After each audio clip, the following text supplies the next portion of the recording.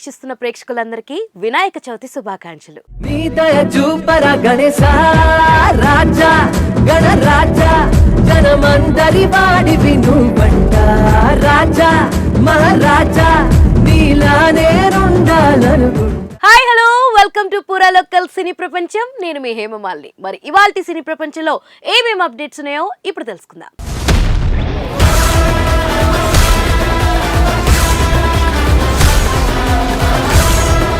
ముందుగా మొదటిది, SJ సూర్యనే main hero, అందుకే నాని గ్రేట్. ఇంతకీ ఆ వివరాలేంటో ఇప్పుడు చూసేద్దాం.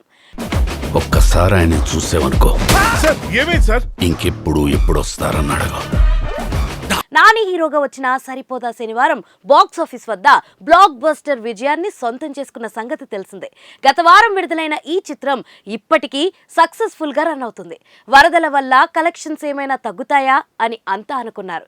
కానీ వరదల ధాటిని తట్టుకుని సరిపోదా శనివారం బాక్స్ ఆఫీస్ వద్ద నిలబడింది. గురువారం నాడు ఈ సినిమాకు సంబంధించిన విజయోత్సవ వేడుకలను నిర్వహించింది చిత్ర యూనిట్. ఈ కార్యక్రమంలో నాని మాట్లాడుతూ, ఒక సినిమాకి సరైన సక్సెస్ అంటే ఏంటి?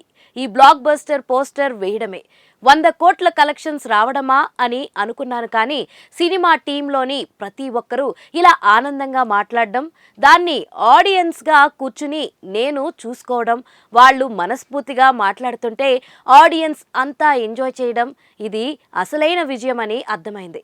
సరిపోదా శనివారం సినిమా విజయానికొస్తే ఇక సక్సెస్ క్రెడిట్ అంతా వివేక్ ఆత్రేయకే దక్కుతుంది. సినిమా విడుదల దగ్గర పడుతుందంటే వివేక్ ఆత్రేయ ఆరోగ్యం క్షీణించింది. అయినా సరే ఆయన కష్టపడి సినిమాని ఇక్కడి వరకు తీసుకొచ్చాడు.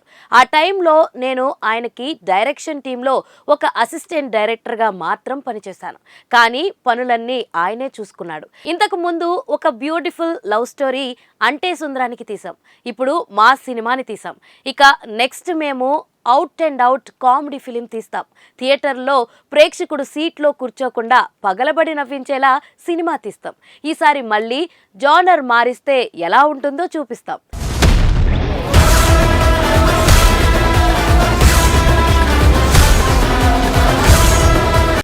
మరి సినీ ప్రపంచంలో నెక్స్ట్ అప్డేట్, ఓటీటీలోకి కమిటీ కుర్రాళ్ళు ఆ రోజు నుంచి స్ట్రీమింగ్. ఇంతకీ ఆ వివరాలేంటో ఇప్పుడు తెలుసుకుందాం.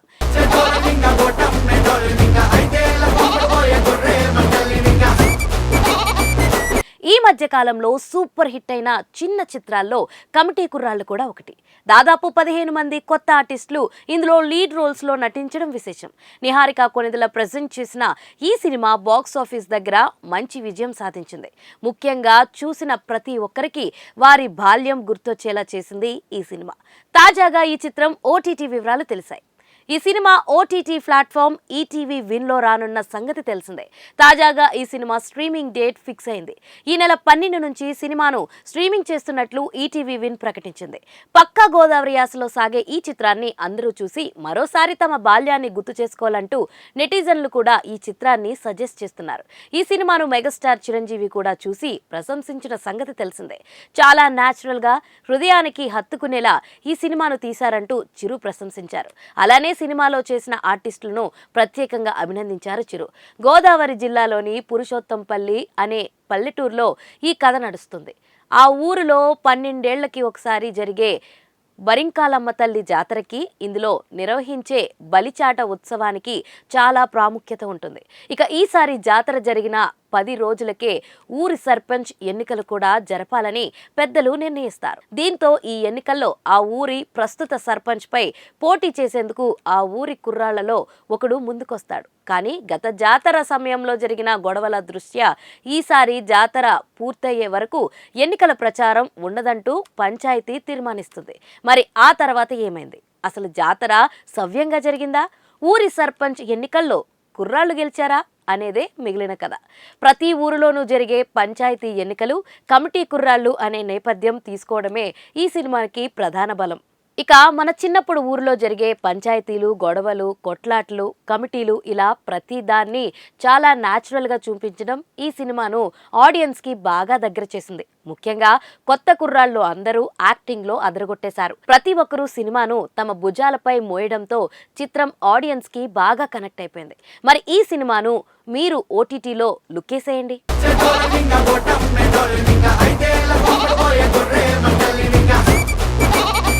మన సినీ ప్రపంచంలో నెక్స్ట్ అప్డేట్ జూనియర్ నటసింహం నందమూరి మోక్షజ్ఞ ఫస్ట్ లుక్ వచ్చేసింది. ఆ వివరాలు ఏంటో ఇప్పుడు చూసిద్దాం.